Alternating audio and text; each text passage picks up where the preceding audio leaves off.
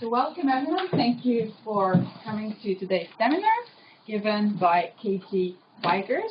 And Katy is a reader at Birmingham City University, and today she will be talking about her experience of using or applying comics to inform research impact and all around that. So I'm really happy and excited to welcome Katy and listen and actually see her talk, because it's very refreshing to have such a wonderful illustrated and image. Okay, not too much more now. Okay, well, the beginning is there. If you haven't helped yourself to the refreshment, please go ahead and do that. This seminar is being live streamed for off-campus postgraduate students, and postgraduate students can email us their questions if they have any. And this session will also be recorded, and the recording will be available on our departmental website. So to start with, we will all first introduce ourselves, as we usually do, and the attendance list will be passed around by Katy. Thank you, Dee. And so without further ado, I'll just say my name is Natasha. I'm a part of the Department Educational Research. And I think that's Dee Daglish, Educational Research. Richard Budd, Educational Research. Paul Trowler, Educational Research. Vicky Trowler used to be here, now at the University of Huddersfield. Mieke van Houten from Ghent University, Belgium, the Flemish-speaking part, at the Department of Sociology. Alpha from Higher Educational Research. I'm Catherine, I was an English Literature graduate here. Derek Gatherer from Faculty for Health and Medicine, and we're very interested in anything to do with engagement. Do you want to? Well, yeah, I'm here. I'm just doing the graphic coding. Not just. Caroline Jackson, Educational Research. Do you mind if we send tweets out and things? No, that's absolutely fine. Go for it. Thank you. Rebecca Marsden, Educational Research. Anne-Marie Hampton, Dale Monday. Hello, Dale. Didn't recognise you. Yeah, digital learning facilitator here. Thanks for coming. And the two colleagues joining us. Hi, I'm Peter Shuki, and I was on the adversity, and I know you from Twitter. I know, hello. Hi, I'm David Crichton. I teach education studies with Peter at Blackburn. Brilliant, thanks for coming. Hello, everyone. Okay, so first of all, did anyone watch 63 Up last night? Yes. Yeah. Okay, so I watched that in the hotel on campus, it felt like my life was flashing before my eyes. And while I was watching it, I remembered that I'd been to Lancaster before, but 24 years ago now. So it's really nice to be back, this time without my mum. So I didn't study here, but I did want to study here, so I think that's important. And I was an English literature student as well. So what I want to do this afternoon is really tell you a bit of a story. So I'm going to talk to you about my experience of having a go at translating research findings for wider audiences. And I'm going to talk you through the way that I attempted to do that. And you'll see that in the title I've put a question mark after creating impact. And that's because I have to remind you that I'm here as a colleague, not as necessarily an expert. And I'm going to give you a kind of no-holds-barred, honest account of my experience. And what that means is I'm going to share my bad practice as well as my well-intentioned practice. And I hope that will inform a useful discussion at the end about how we might take this kind of work and engagement work forwards. So yeah, okay, let's start then. So I suppose when I joined academia as a PhD student, and that was about 16 years ago, there really was little or less talk about public engagement, and it was much more couched in the language of dissemination. And I think we have moved away from that somewhat, but it's still quite a dominant concept. So I just wanted to start with this idea of research dissemination, and then I've kind of added a bit of subtext or subheading to that, because for me, this is more about generating benefit and generating value, which I'm then bracketing off as, is that what we're calling impact? Because I'm aware that for most of us here, you've got the Research Excellence Framework, which is heavily shaping a lot of practice in this area. And I think I just wanted to mark out that for me, as a social researcher, the ref stuff, oh, this is being recorded, so I've got to be careful. The ref stuff is secondary for me. For me, it's more about what can we do to generate social benefit, social value from our research. So I just wanted to sort of hypothetically think about why do we disseminate our research, and what are the traditional methods of research dissemination, you know, particularly thinking back a decade ago. And if we were running this as a workshop, then this would be a participative time. But I think because of the recording nature, I will do some of the hypothesizing for us. So in terms of why we disseminate our research, there are instrumental drivers, such as funders require us to do that. There are moral and ethical obligations to share what we find. And in terms of traditional methods, you know, when I started out as a researcher in higher education, there were really three main methods of research dissemination: conference presentations, papers and chapters. You know, when I joined HE, those were the things that I was told I was expected to do in terms of research output.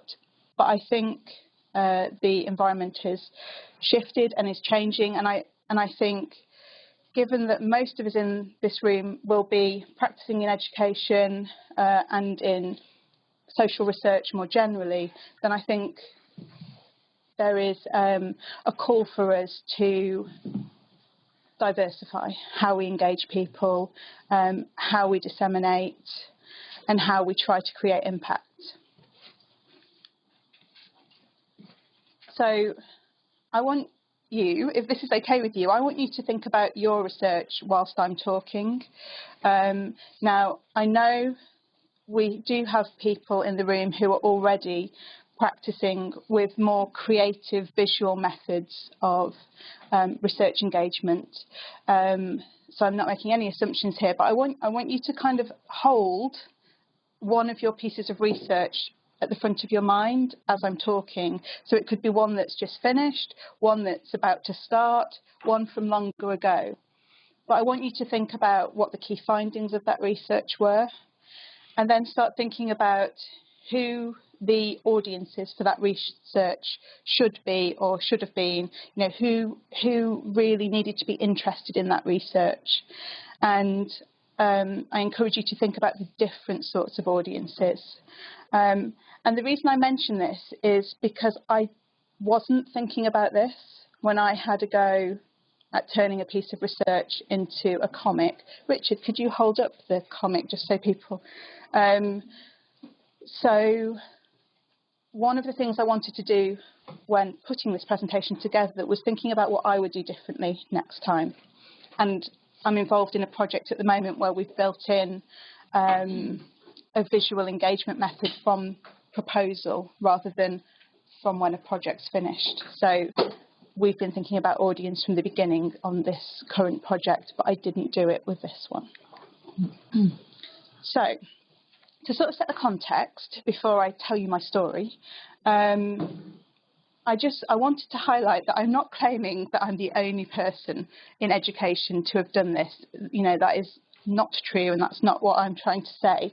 And the comic that we produced, that is from 2016, and over that time, the amount of graphic research that's being published, has hugely increased.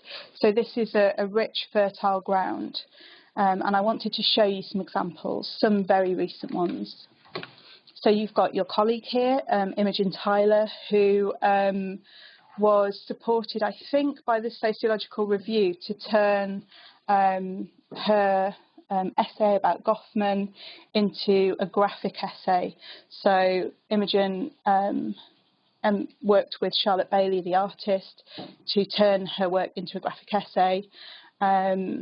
And I thought it was important to point out, especially, I'm going to show you a few examples now, that this sort of collaborative work between a researcher and an artist, these are all examples where there's been funding available to do this. So again, that's one thing to kind of note down, is when we're thinking about our own research, what support and resource do we need to do this? So you've got Imogen's work there, and then a particular favourite of mine, this is the very recent illustrated report by Yvette Taylor and Christina Costa. This was funded by the Carnegie Trust and also SRHE. I haven't seen an actual copy of this yet. I've pleaded with Yvette to send me a copy.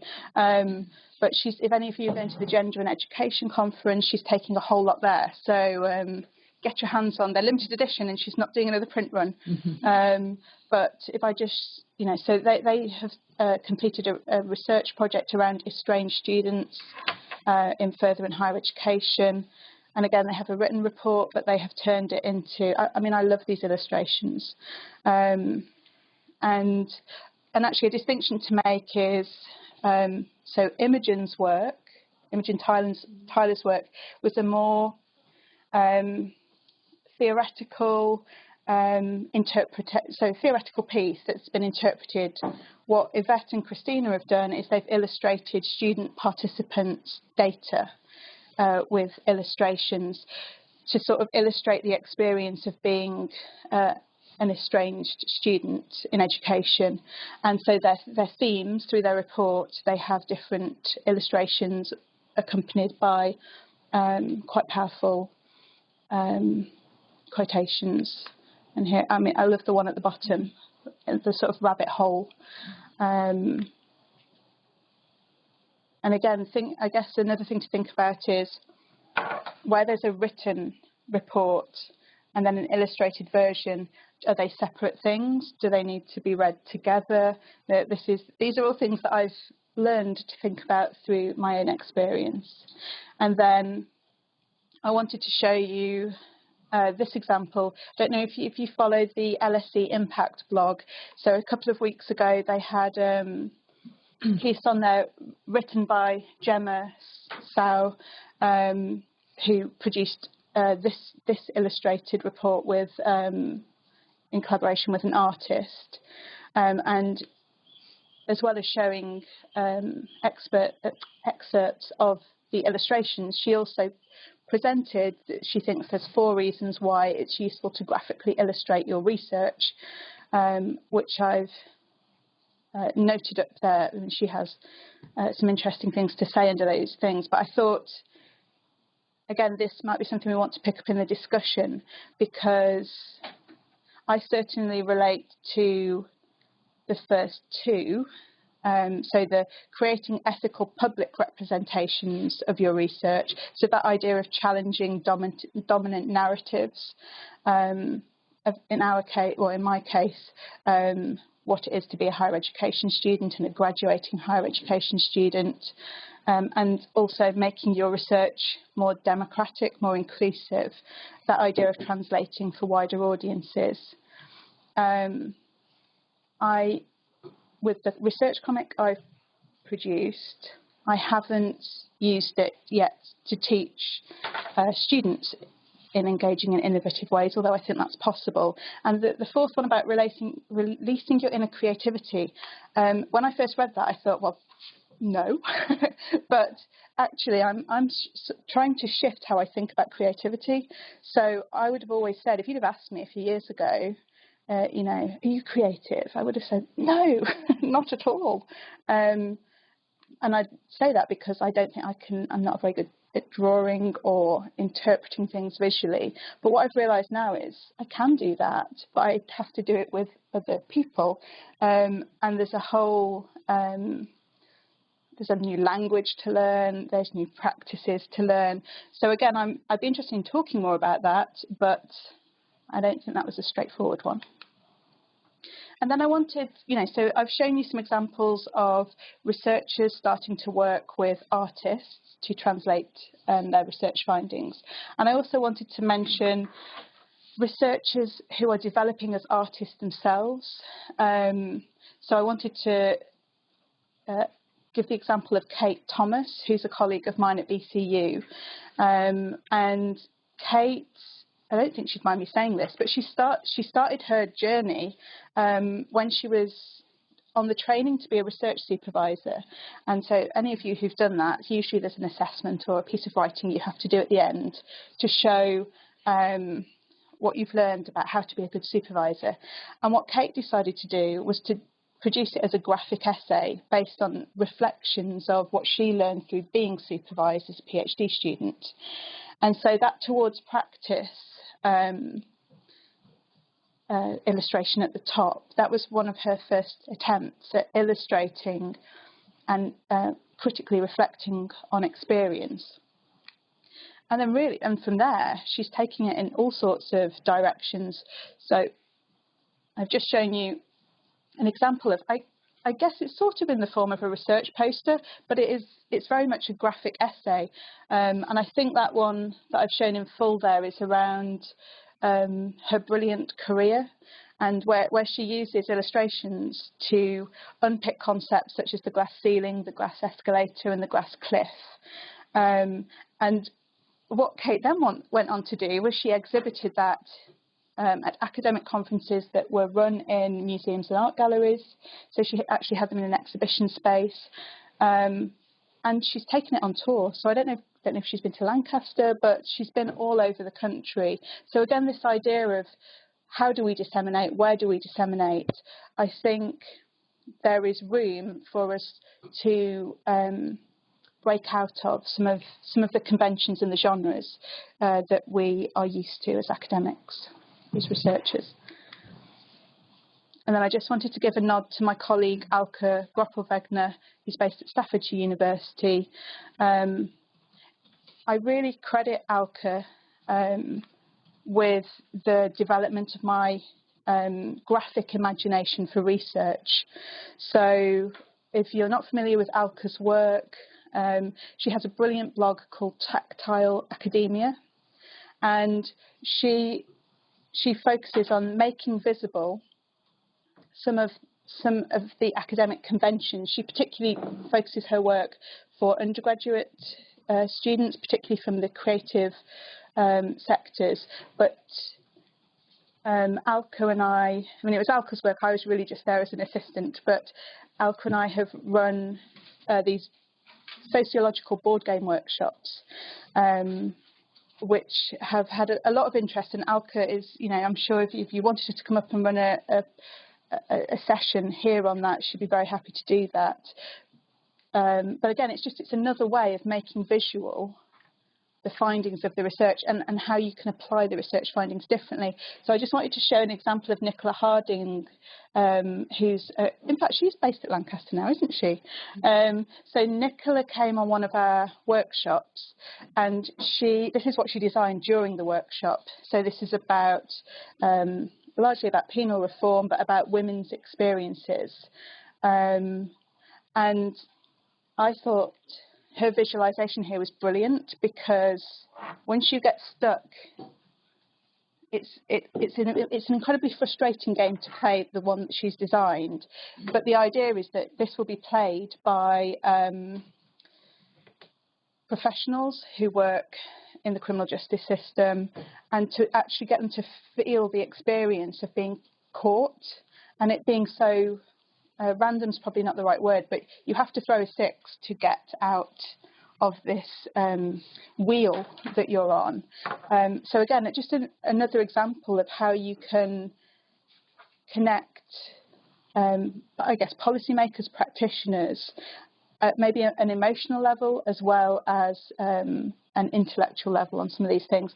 And then Nicola messaged us a few weeks after to say, right, I've now turned it into this, and I think she's got funding to actually have this produced so that this can actually be played and have a more professional edge to it. So again, just examples of how people are playing with this. And then I wanted to now take you back. So this is what I've just shown you is very recent examples.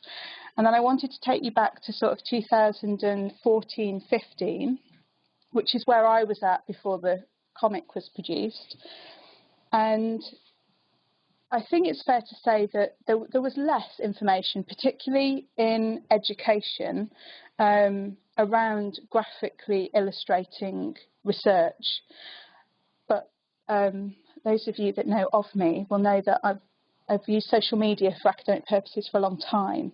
So I've been exposed, or I've allowed myself to be exposed to a lot of different material, information. And because I'm interested in social sciences broadly, I'm also seeing sort of interdisciplinary stuff as well, pretty much on a daily basis. So I guess I was curious. Before I'd ever done anything, I was curious in how other people were presenting and communicating with their research, and particularly where they were using visual and graphic modes to do that. So I just wanted to share with you some of those that captured my attention, 4 or 5 years ago, and particularly Nick Susanis's work, the unflattening. So that's the front cover of it, and then that's a snapshot of his work. That's actually an Ed.D. thesis, but completely produced through graphic illustrations.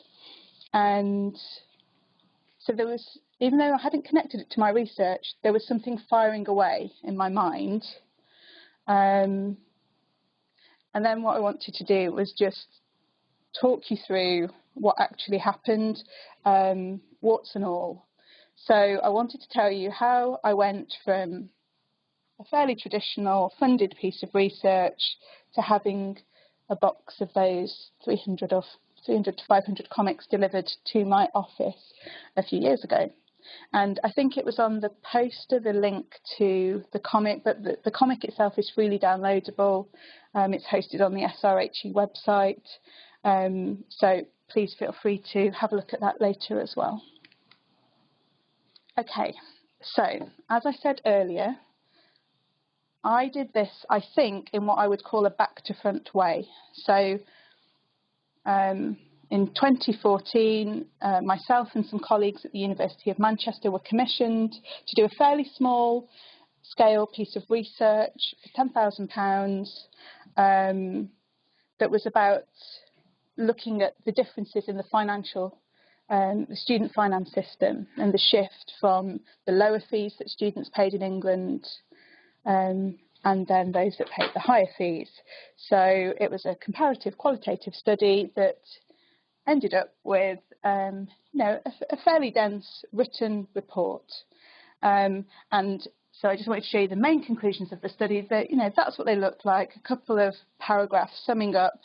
And the team who completed the research, we felt that the findings were significant and had significant policy implications and significant implications for students' decision-making and their lives. So on the back of this, we wanted to tell people about it. We wanted to communicate. Now, I'm not thinking visually at this point. I'm just thinking I have a report. We need to get this out to people.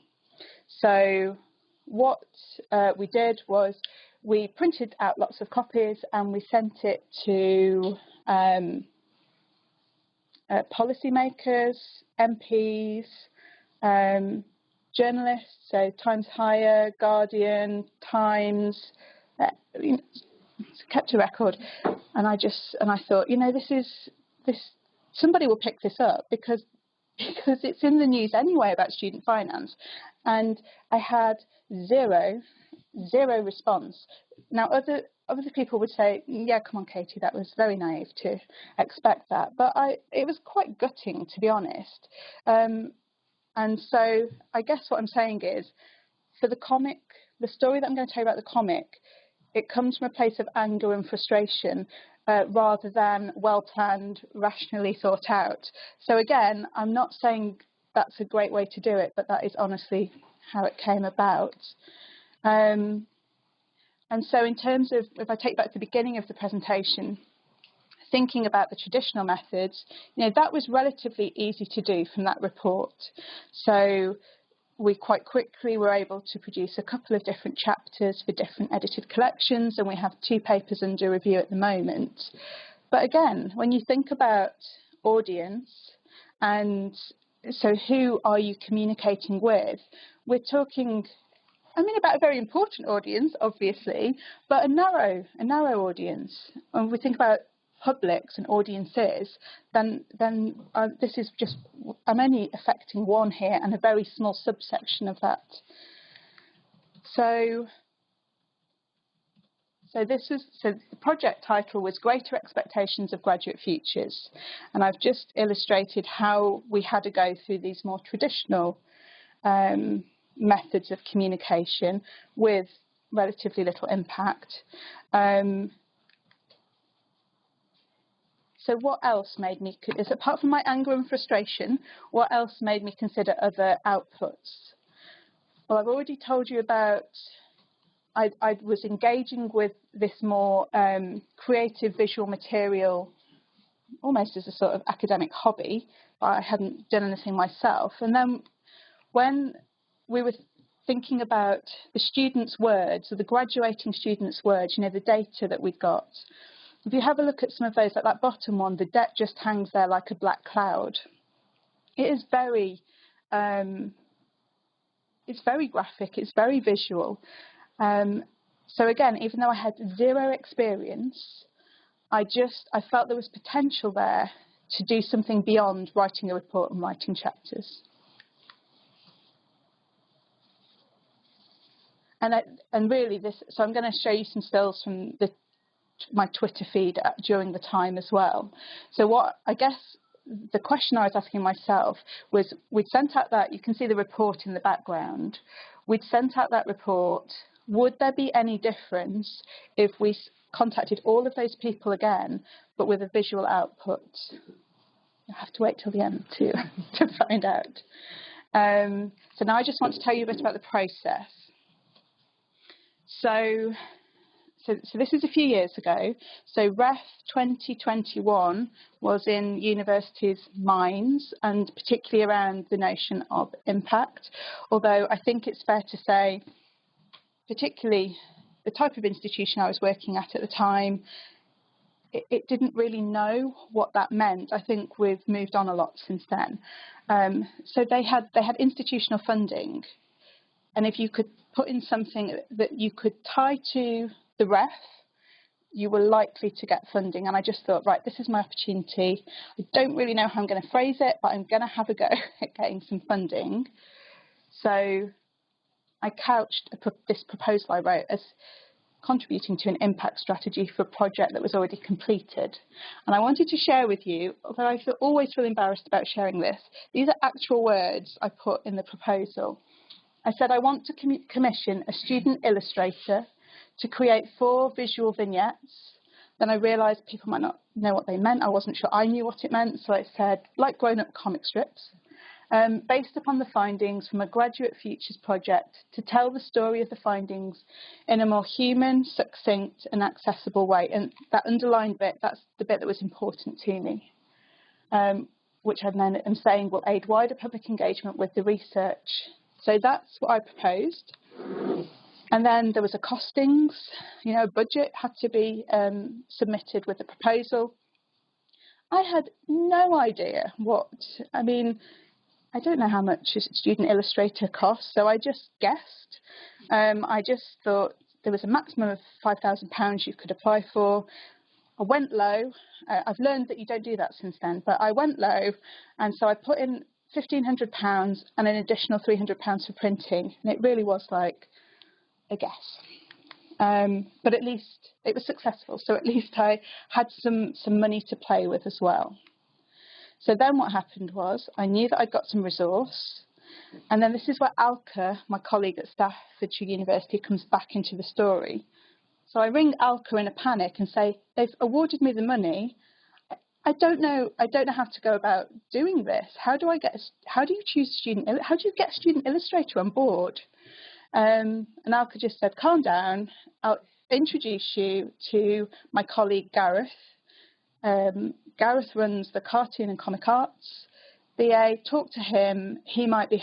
So I was very aware. I had no language to talk about this at the time, and I immediately felt very out of my comfort zone.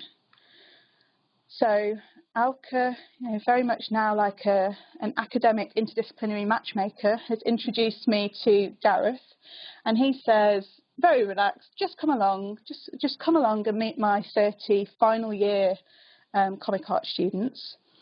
And I thought, yeah, I can do that. And then he said, oh, you'll need to set a live brief. And I was okay. And I had just had this report, and he's just like, no, you can't use that. You're going to have to translate the report into a clear, succinct brief, which I've never done before. So what I ended up doing was I offered to these 30 comic art students 2 anonymised interview transcripts from the project. And I asked anyone that was interested, have a go at turning the interview transcripts into a 1-page comic strip of their choosing. Right, okay, right, don't do that. if you want to do this, that's not a good way to do it. I didn't know that at the time. Gareth did look quite shocked when that's what I produced. What I needed to do was produce I needed to storyboard the interview transcripts, but as I say, I didn't know what I was doing, so I was asking a lot of those students to turn a 15 to 20 page transcript with all the ums and ahs and okay. So anyway, I told you this was going to be warts and all, and maybe not surprisingly, out of that, only 4 students came forward and said, yes, okay, we'd be interested in being considered for this. Maybe if I'd have produced a better brief, more people would have come forward. And then I just wanted to share with you the sorts of 1-page comic strips I was presented with from those 4 students. And again, this is when I learned that I hadn't had a very good process, because I could see that I was requiring them to do a lot of interpretation and analysis themselves without supporting them on that. And so they picked out things of the transcript that were not what I thought of as the most salient or interesting points. But what you can see here is the very different styles that the student artists took. And so remember in the proposal I put to the university, I'd said I wanted to recruit 1 student illustrator, and I just wanted to produce 4 visual vignettes. Now the thing about not knowing what you're doing and then being suddenly immersed in the situation is my graphic imagination was developing at an incredible rate. And so suddenly I could see, actually, I quite liked that the students had very different illustrative styles. And I suddenly could see that this could be more like a comic book than just individual strips. But that meant that we very much had to work as a team, because they knew things I didn't know, I knew things they didn't know, and that was very exciting, and it was also quite daunting, because it didn't feel like any of us particularly were in control of the process. So I employed all 4 students that submitted their interest, and we paid them through we had an employment agency, a student employment agency. Now they pay per hour, so I had to do use my best GCSE maths to to work out how to pay them at an industry standard, which is per page rather than. So I had to learn about the economics of graphic work as well, and I consulted the students and I consulted the course leaders, and I think we agreed at £40 a page, which was just over what was the basic rate for graphic illustrators or comic artists. So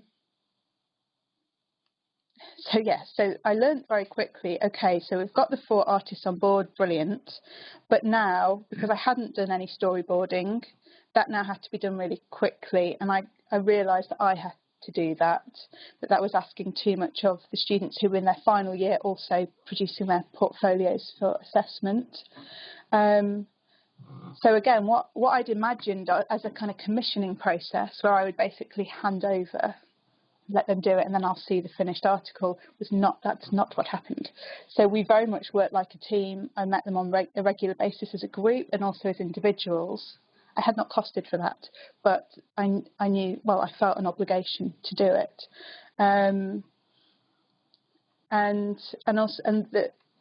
Through that ongoing collaboration, the processes of interpretation changed. What I'd written in the report, the analysis that we'd done as a team, that some of that was challenged by them working with, effectively, they're not just comic artists, but they were becoming interpreters of the data as well.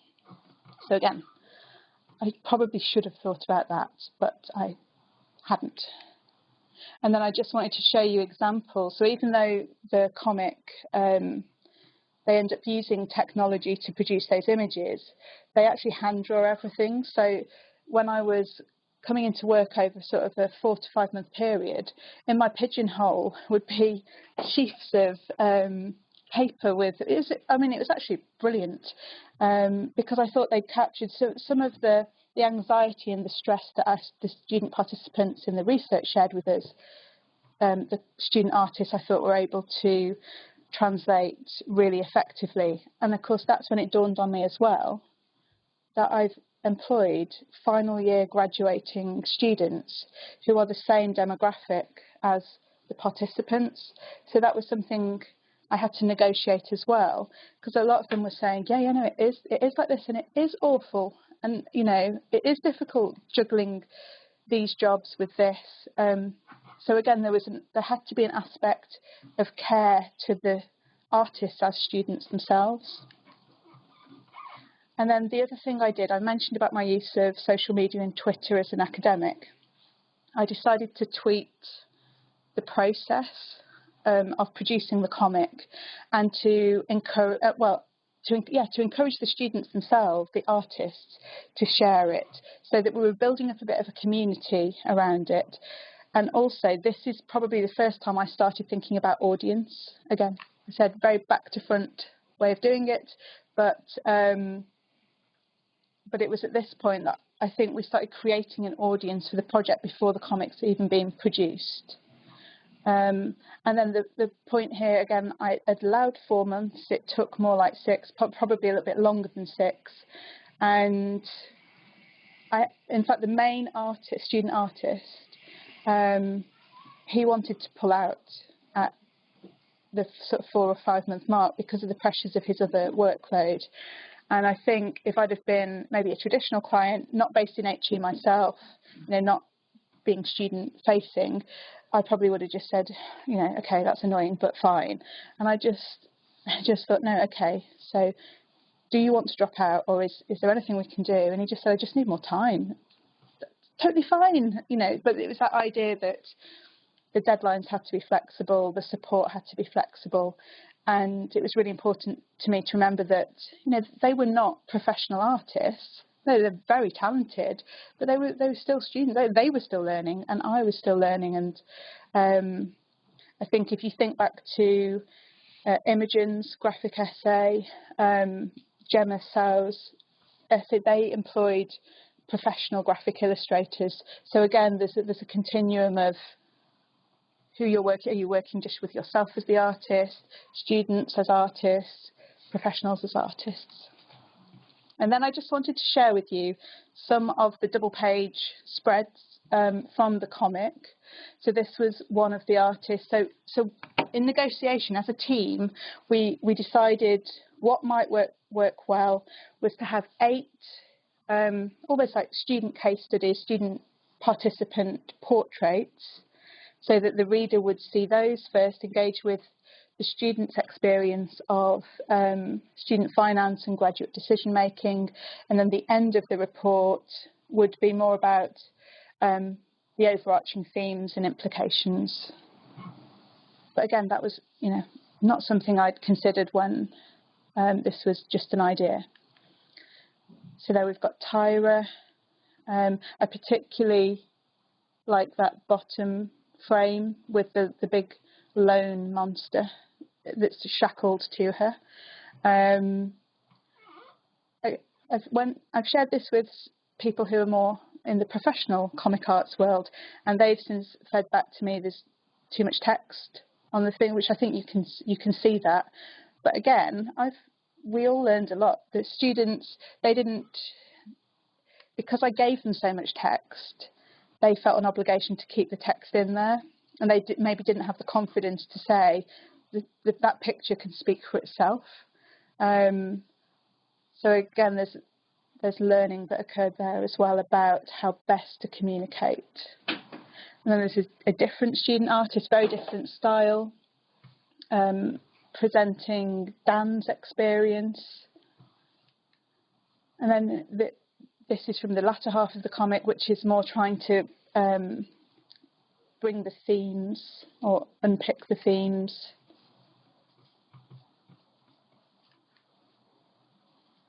That gives you a sense of what the comic was like coming together.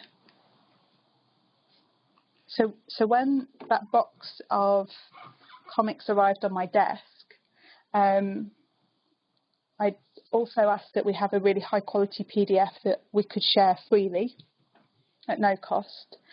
And then the process of dissemination had to begin again. So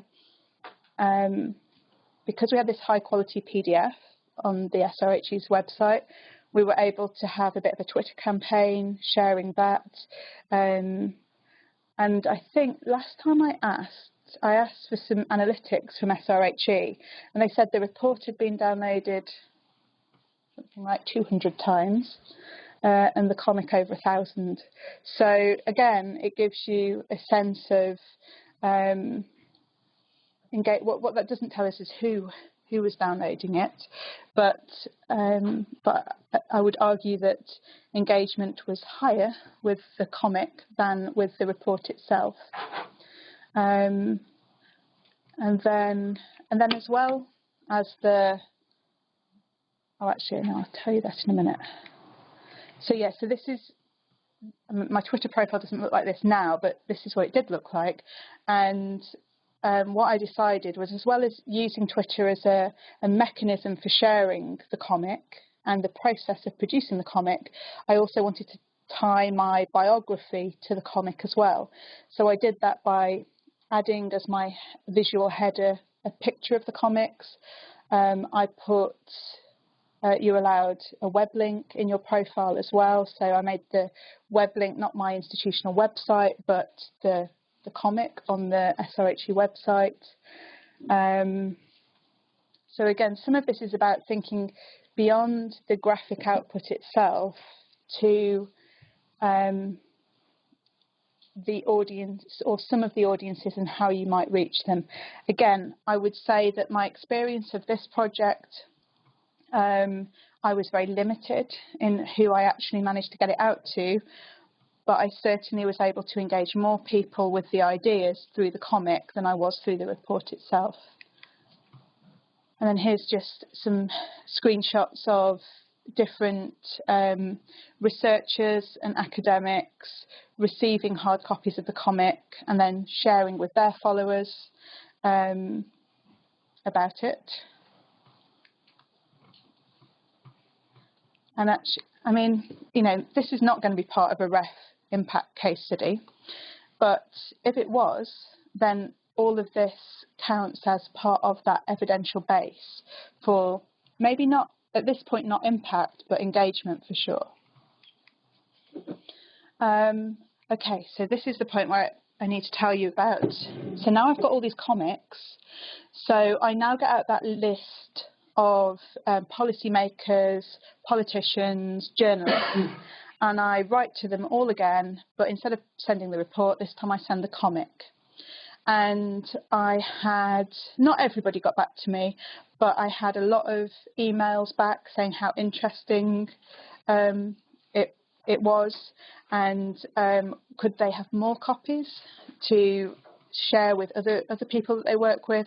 And I had somebody from the Times Higher email me the day that they received it to say they'd like to do a piece on the Research Informed comic, which at that point I thought, okay, well, it's still a fairly narrow audience, but it's broader than the audience I have on social media, so that's worth going for.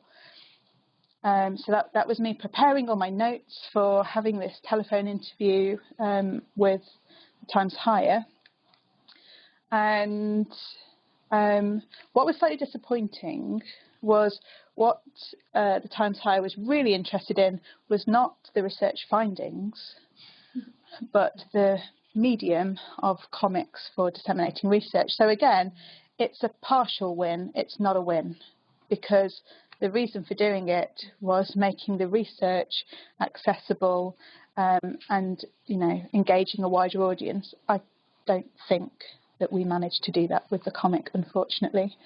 But the Times Higher did do a piece, and they got permission from the artists to use their work as well. So, I mean, for me, that's a win, because it got the graduating students' work out to a much wider audience. And then this is what it looked like in the hard copy of the Times Higher. And it was really important to me that I showcased, every time that I tweeted about it, the students are credited for their work in this. And then this was an unintended consequence.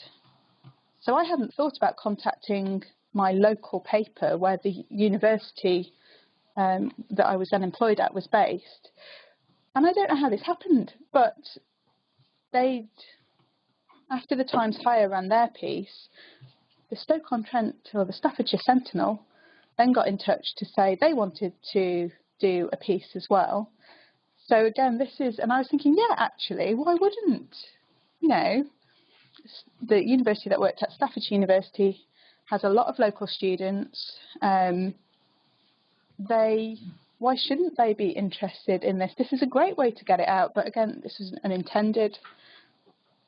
And then finally, I had Ernesto Prego get in touch. He's based at City University, and he's a comics scholar. And he messaged me through Twitter to say, I'd like to do a piece for their open access comics scholarship journal.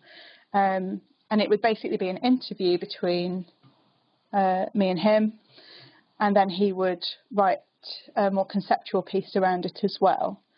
And I just thought, okay, let's do that. So again, the process of completing the comic was storied through this open access article, which again has gone to a much broader, so we've now gone out of education into comics scholarship. And I think for me, that's where I'm still excited about this, is the connections between different disciplines, and how we can foster and grow and share our research across different areas.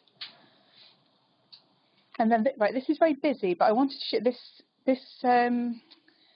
what do you call it? Graphic recording. This was a conference that was led by Professor Liz Todd at Newcastle University.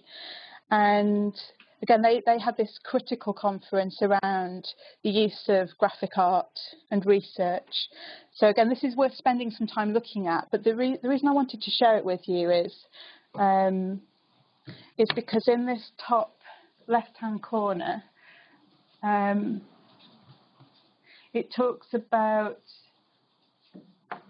the graphic translation being across disciplines, and then it talks about the notion of graphic justice. And I thought, do you know what? And I only came across this a couple of days ago, but when I read that, I thought that, right, graphic justice, okay, that's what I want to be part of that. My comic, as you know, the comic that exists, that needs to be part of the graphic justice movement. And anything I do needs to be more connected to that, rather than a lone output that's kind of floating by itself, that requires me or colleagues involved to sell it and promote it. So I think what I've become more aware of over the years is the growing community and communities that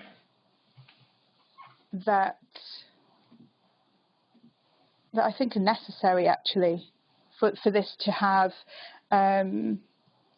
weight, and I'm losing my words now, but being able to push forward in an impactful way. And I think, so I think I'm at the end now.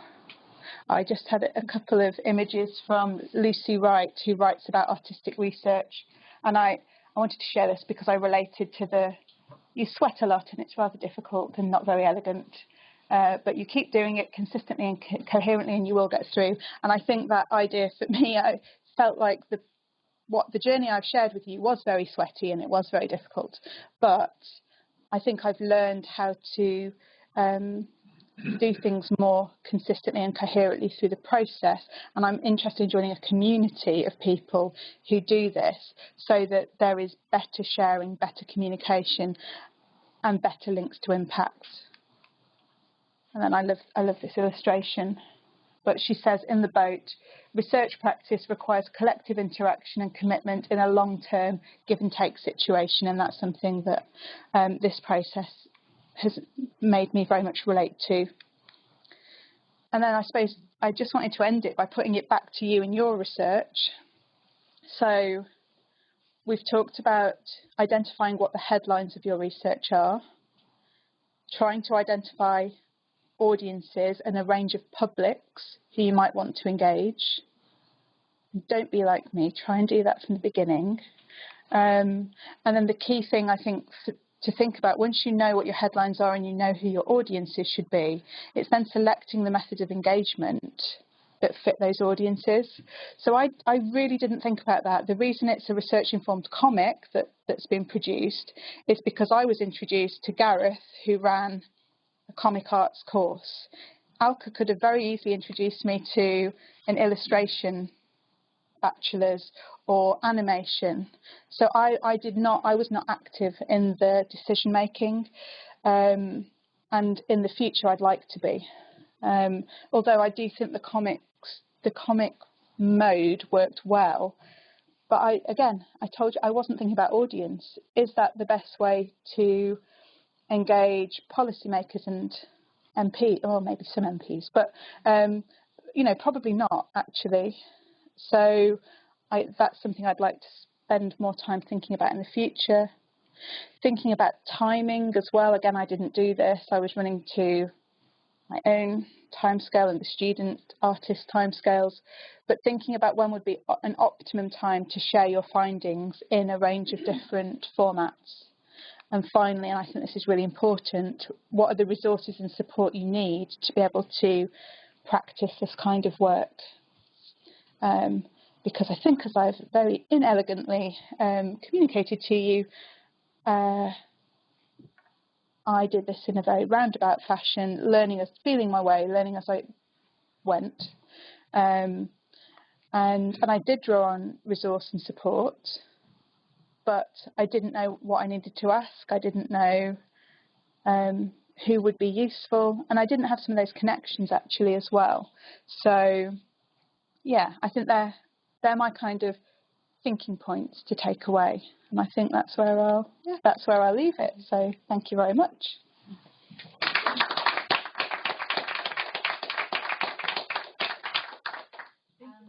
Yes, the floor is open for questions. Thank you so much. Really brilliant. Cool. Very interesting. Oh yeah. horribly honest is how I like to think about it, but I hope it's useful. Very useful. Yes, Rich. How open do you think funders are? Because you talked about funding, essentially this stuff costs, unless you do it yourself in your kind of own semi-time. Yeah. How open do you think funders are to having this kind of stuff built in to, so if you think that we need to have lots of different forms of outputs, having something like this done really, really well, yeah. Are they interested in that kind of? So I think it depends who the funder is, and I also think it depends on how you communicate what it is you want to do. So when I gave a similar sort of presentation at the University of Portsmouth a couple of weeks ago, that was the first question as well, actually, and the colleague who asked the question had feedback from a funder. So it had an unsuccessful funding application, and feedback from the funder was that the cost of the creative dissemination was too much. And actually it was she talked to me about it, it was actually highly realistic what she'd put. So for me there's something around, well, I guess it's not making assumptions that all funders are knowledgeable. So I think most do want the research to be disseminated as effectively as possible, but what they're amenable to in terms of how much of the funding or what the fund. So the colleague who, what was she? I think it was some kind of animation that was so many pounds per minute of video or something. And actually, when she said it out loud, it sounded extortionate. But I think if it had been slightly repackaged, it would have been more palatable. So again, there's just learning about. I mean, but it's hard because you know, if it's an AHRC or ESRC, they're going to be amenable to it. If it's for smaller funders, then I think the kind of patchwork approach that I have to take is probably more likely, tapping into a range of funds to do it. And then I don't necessarily recommend this, but I do have colleagues who have used student artists, but for free, as through a live brief that's written into assessments. But the planning that's involved for that, you have to be a year ahead. So again, that's not going to work with most people's time frames.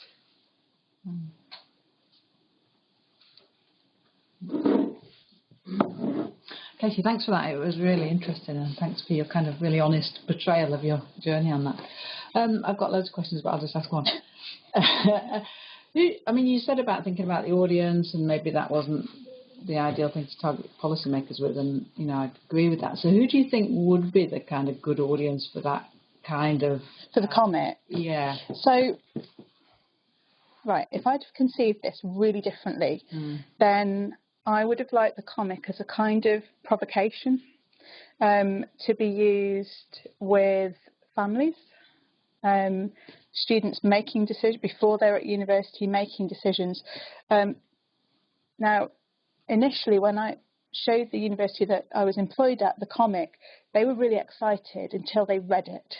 And then they were like, this is very negative, or could be construed as very negative. We don't want it. But initially, they were like, we'll get more made, we'll have them at open days. And I thought, wow, this is really progressive. And then they looked inside and they were like, actually, no, thank you. But I think as part of, you know, outreach work, where you're not saying don't go, but you're saying these are experiences that need to be thought about, or they're critical angles to think about, you know, the student finance talk that gets given at colleges and sixth forms. So I think that kind of critical, more radical way of engaging with people to broaden thinking and awareness. So I think that would be a good way of doing it. Your institutions are probably not going to like that, but I think particular funders would. And actually, the project that we're completing at the moment, where we wrote a graphic engagement strategy into the proposal. That's an outreach related project, and what we've said there is we're going to translate participants' words into tools that can be used for training, so pedagogical tools. So again, they'll be visual, probably not a whole comic book, but visual, but they'll be there almost like you'd use a written case study, but something that again is to prompt critical thought around an issue. So yeah, I mean, the board games I've seen, if you know Yvette's work, Yvette used the board games with Scottish policymakers, and that was to give policymakers an idea of how it might feel to be an estranged student, and the implications where policy can have really negative impacts on students' lives. And so, and she said that went down really well. She was nervous about doing it. So again, I don't have any definitive answers around that stuff, but that's why I've put the thing about select the methods of engagement. So I think we were talking during the break about how you might need, if you've got, say, 5 clear audiences, your research might need to be translated into 5 different outputs. But again, I'd still be feeling my way on that a little bit. But that's why I like collecting other people's work, so that you can see how some things, like the Parables of Care, which is one of Ernesto Prego's comics, that's the one by Richard. That's about experiences of dementia. So again, that's a comic that would be really good for carers, sort of family carers, but also for professional carers as well. Again, to see your world and your work from a different perspective in a different way. Katy, have you had any comments in relation to accessibility and representation?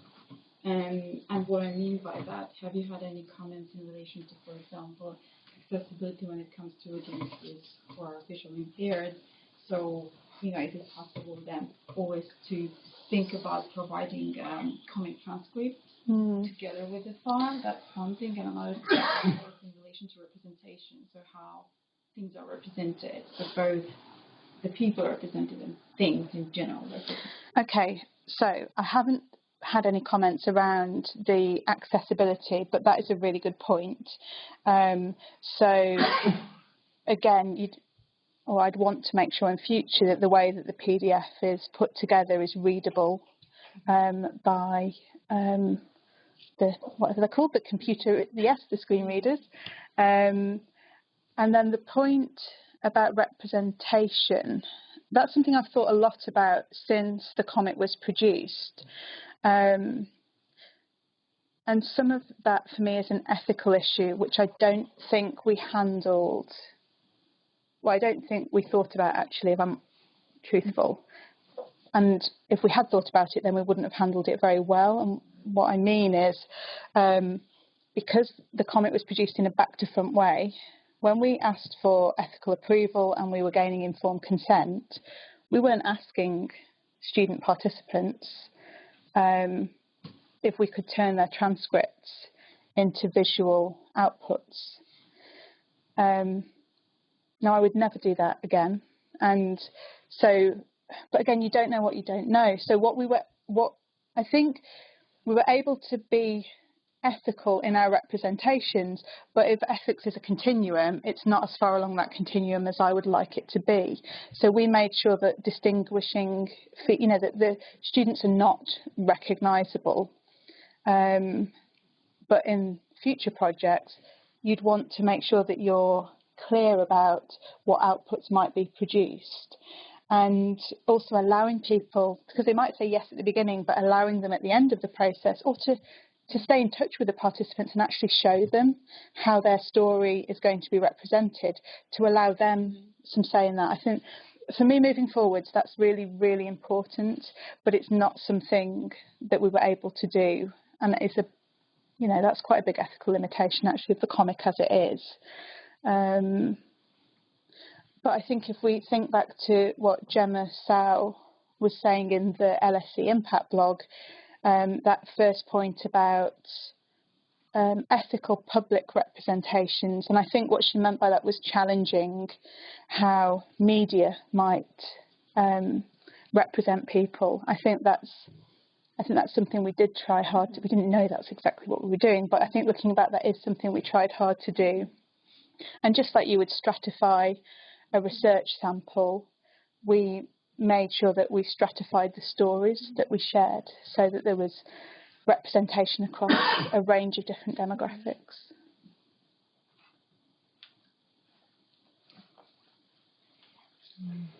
Thanks very much, Katie. So much of it is interesting in many, many, many different ways, but one of the ones that really stuck out to me was you looked at the picture where it had the loan thing underneath.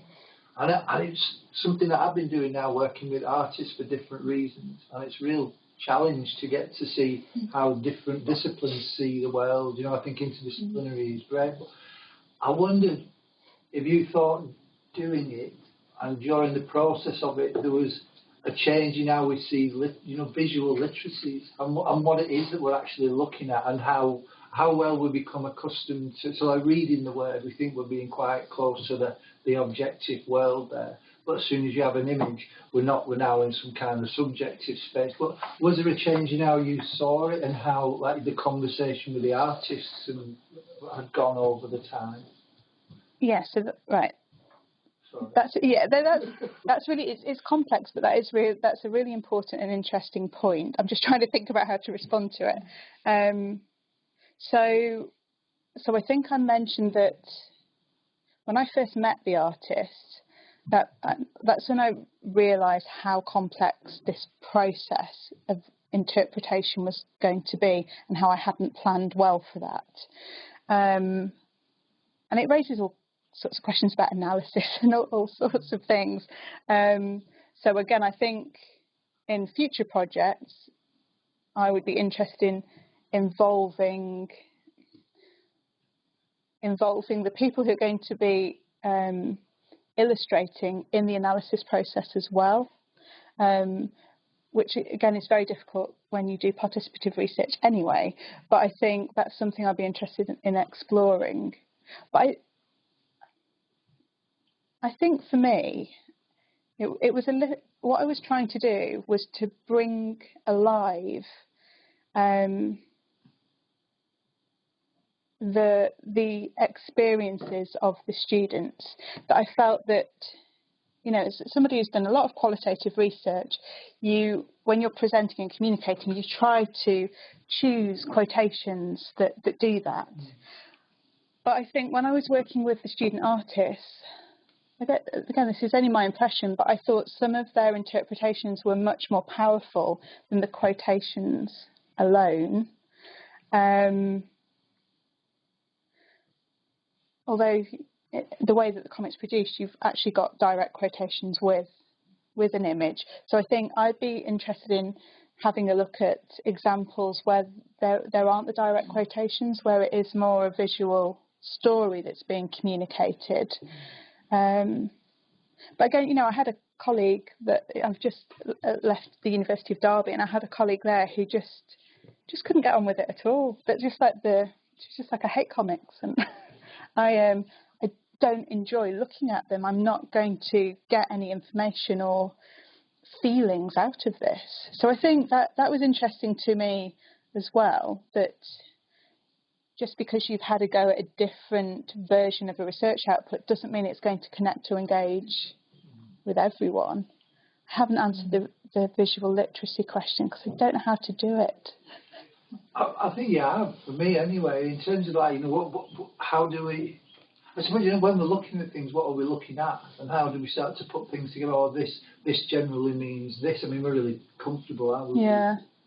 Literacy, academic literacy, in terms of we're comfortable with that. But once we get into this other world, the very point that there isn't fixed enough. Yeah, That's kind of the point, I guess. So. I mean, that's something I'd like the chance to play with a bit more, because I don't speak for all of us, but you know, I often think it's massive shades of grey. Whatever story you're trying to tell, and I know how to couch that in the written word. I don't quite know how to couch that in a purely visual way. Although I think a lot of children's literature does manage to do that, so again, there's probably stuff I could learn from there. But I think for the comic that got produced, I'd be very nervous if people only read the comic, because obviously it doesn't have the depth of the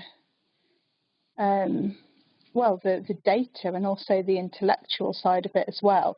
So I think for me, the ideal would be you have the comic in tandem with the written report. But I would be really interested, you know, like Nick Susanis' work, which he's not having to apologise for his visual stuff, but he's a skilled artist as well, but he's able to build the intellectual and the theoretical stuff into the visual.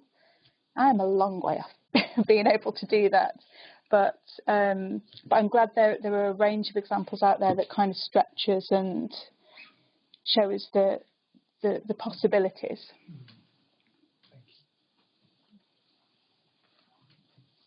Carolyn, you can ask one of your other questions. Well, you touched upon it really. I mean, we were talking in the break about how you represent gender, and how, and other all sorts of things really, but how you do that without falling back on stereotypes, and how careful you have to be, I suppose, in that regard. And I think in yours, you've done that well. Although there was one piece where there's a student saying that she'd got a lot of support from her lecturers, but it looked, to me, my first thought was that was a nice kind of white old man harassment situation. Yeah, it looked like it was. It did, and so we were just reflecting on those kinds of things really, and how difficult that can be when you're doing representations visually. That's a really good point. And I was just going to say, building on, because we were having that conversation, but building on what you'd also been saying, and thinking then about within the writing, we might assign, so often we'll talk to somebody, you're going to assign a research participant a name, or you're going to give them a number. So you give them a name. So then that conjures up for anybody else who knows a Julie, that's what Julie looks like. So then with the visuals, I think it's quite interesting, because you're inevitably once then adding a whole series of additional things. So in some ways it's adding a depth, but it's a depth, and this wasn't until we're talking, so I'm still thinking. It's okay, so many things. Yeah. But it's adding a depth of detail, and the question is that the detail that one needs to know to understand the research? So it's adding my detail of what one of the characters or the participants is called, about their shape, about their physique, about their gender, about what, And then there's obviously factual pieces of information, which is part of the data, how much depth they have, what their career and everything. Then the visuals then start to add in other things, are they with other people, are they out with other people, the style, as you say. So it's the number of things that are being added that I think is fascinating. And the question for me is that, what is that adding to my understanding of the research? And in some ways it's enriching it, but in other ways it's taking me down a direction that it's not necessarily from. Which links me back to the earlier point, which I think we've been answered, possibly the funder-related question, which is thinking of the outputs. In what way might this detail help serve the purpose of the output? So if this was a teaching resource, what messages do we need to think about, and actually how might it then serve? Whereas if it's a book to read the findings of the research, so it is, as you say, you've really highlighted the complexity of the number of decisions. And I guess for me, one of the things perhaps to think about is the number of questions you can almost generate for this talk for people to be thinking about. because you're obviously engaging them and you're clearly stimulating lots of people to think about. Yeah. Thank you. No, thank you both for that. That's that's not to be taken lightly, those points and those questions. And I mean, yeah, when you raise some of those, I just think, just rip it up, just rip it up and put it in the bin. But I think there's a big responsibility that goes with any type of interpretation, isn't there? Yeah. But I think you're right about you've got currently how that project was set up. You've got a team of researchers interpretation of student data, and then we've layered on top of that students' interpretations of our interpretations, and we haven't supported or trained the student artists in any of that intersectionality side of things, which, I mean, if I'm honest, if I'd have really thought all of that stuff through, I wouldn't have been able to do it. But well, not in the timescale with that funding, but I think moving forward, in terms of developing this as practice, I think you're absolutely right. I think that needs really careful attention. And I think, I'll take back to that horrible slide, but I wish I'd been able to go to this event, because I think that's what Liz, Todd and colleagues were really trying to get at, was there is something generative in this area of work, but it is also problematic. And how we engage critically with this as practice, rather than everybody just having a go, and then you've got an accumulation, but there's got to be that balance, hasn't there, between really engaging with what the potential implications are, and particularly as you're teaching with it, but also if you're hoping people are going to learn something from it, or it's going to raise questions. I'm going to think a lot about that on the train home. But I don't think there's not an easy answer to that, is there? But you need a kind of ethics of doing this. Maybe that in a way part of the answer is what you started out by saying, is that actually it is about thinking about the audience, it is about thinking about the purpose, it's about being aware of what, but in a way, some of the same points are things that one can say about the written material. Yeah. But a different set of people will read the written material, and they sometimes would claim that they understand the game of reading the written material. So the question our question is the game of reading a comic? I've never really particularly read comics, but as a game of reading comics, is there a way of reading comics, and therefore you interact with it differently? Yeah. And therefore, some of the questions points that I've raised or others have raised, may not be pertinent because they're not part of what it is to read a comic. Yeah. So actually, whether they should be or not doesn't matter, but it does connect back to the visual literacies thing as well, doesn't it? Which I now think I need to read more about the scholarship in that area as well, because I'm definitely not an expert in that. But I think don't have an answer, but I think moving forward, that's got to be given a lot of careful attention. And also when people are doing this work, I think that's what they need to be talking about as well. Okay,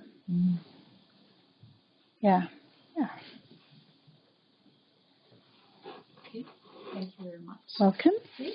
And just a few words before we leave the room, just something about the next seminar, and a copy of this PowerPoint will be found on our departmental website. And the next seminar will take place here as well, and that will be on the 12th of June, okay? And the presenter will be Professor Arnold Tate, and we'll be talking about the futures of Open University. And he is from the Open University. Will be interesting. Thank you very much. Thank you.